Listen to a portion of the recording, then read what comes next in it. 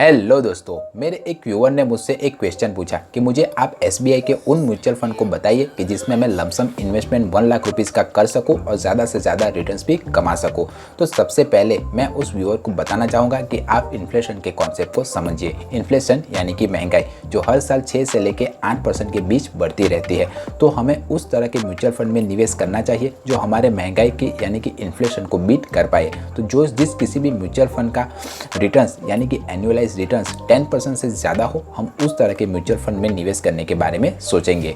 अब हम समझते हैं लमसम का कॉन्सेप्ट। लमसम यानी कि एक साथ म्यूचुअल फंड में पैसे निवेश कर देने का।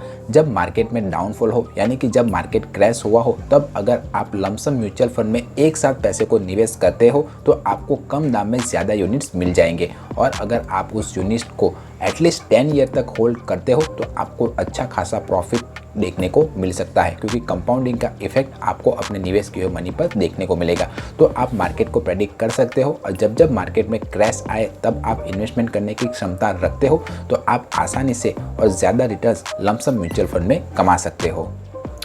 अब मैं यहाँ पर डिस्प्ले पर आपको एसबीआई के कुछ म्यूचुअल फंड्स दिखा देता हूँ जिसकी रिटर्न्स एनुअलाइज 10% से ज़्यादा है। आप उसमें से अपनी रिस्क एपेटाइटिस के मुताबिक कोई भी म्यूचुअल फंड चूज कर सकते हो। अगर आपकी रिस्क एपेटाइटिस ज़्यादा है और आपकी एज कम है यानी कि 18 से लेकर 20 या 22 ईयर के बीच, तो आप स्मॉल कैप म्यूचुअल फंड में लमसम इन्वेस्टमेंट कर सकते हो। अगर आप मीडियोकर रेंज यानी कि 25 से लेकर 30 के एज ग्रुप में आते हो तो आप मिड कैप म्यूचुअल फंड या फ्लेक्सी कैप म्यूचुअल फंड में लमसम इन्वेस्टमेंट कर सकते हो।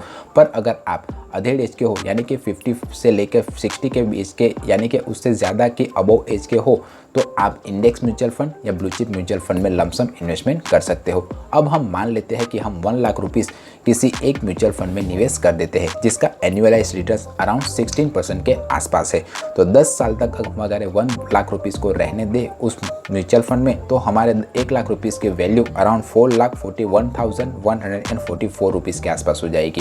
अगर 20 ईयर तक हमारे पैसे को हम रहने दें तो उसकी वैल्यू अराउंड 19,46,076 रुपीज़ के आसपास होगी। और अगर 30 सालों तक हम हमारे 1 लाख रुपीज़ को उस म्यूचुअल फंड में रहने दें जो हमें 16% का एनुअलाइज रिटर्न लाकर दे रहा है, तो उसकी वैल्यू अराउंड 84,988 रुपीज़ के आसपास हो जाएगी। पर एक बात आप ध्यान रखिएगा, इक्विटी म्यूचुअल फंड आपको एक जैसे रिटर्न्स हर साल लाकर नहीं देता, क्योंकि मार्केट जब अच्छा रहेगा तो आपको 16% से ज़्यादा रिटर्न्स मिलने की भी संभावना रहेगी। और अगर मार्केट में डाउनफॉल आया तो आपके म्यूचुअल फंड 16% से कम रिटर्न्स लाकर भी आपको देगा। तो इसीलिए मैं हर बार कहता हूं कि आप लॉन्ग टर्म के लिए इन्वेस्ट करें, क्योंकि मार्केट के उतार चढ़ाव लॉन्ग टर्म में बैलेंस हो जाते हैं। और आप कोई भी म्यूचुअल फंड उठाकर दे दीजिए, उसका एवरेज रिटर्न्स हर साल बढ़ता ही बढ़ता है। मेरा वीडियो पसंद आया है, इन्फॉर्मेटिव लगा है तो वीडियो को लाइक कीजिए और चैनल को सब्सक्राइब कीजिए।